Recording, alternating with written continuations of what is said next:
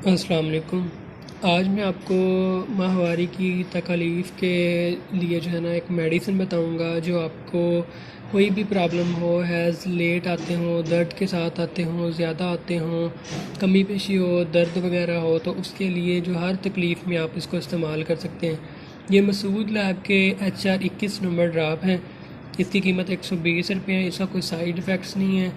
ये जो है शादीशुदा ख़वातीन भी इस्तेमाल कर सकती हैं और कुंवारी लड़कियां भी इस्तेमाल कर सकती हैं। अगर उनको डेट की प्रॉब्लम है, लेट आते हैं, दर्द के साथ आता है, कम आते हैं या ज़्यादा आते हैं, कोई भी प्रॉब्लम हो, हर एज में हर किस्म की तकलीफ़ में जो है आप ये इस्तेमाल कर सकते हैं।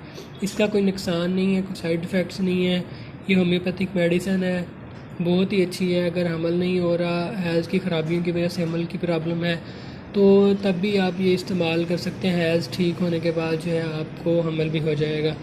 इसका जो इस्तेमाल आपने 10 से 15-20 ड्रॉप नीम गर्म पानी में या ताज़ा पानी में मिक्स करके दिन में 3 मरतबा इस्तेमाल करने हैं।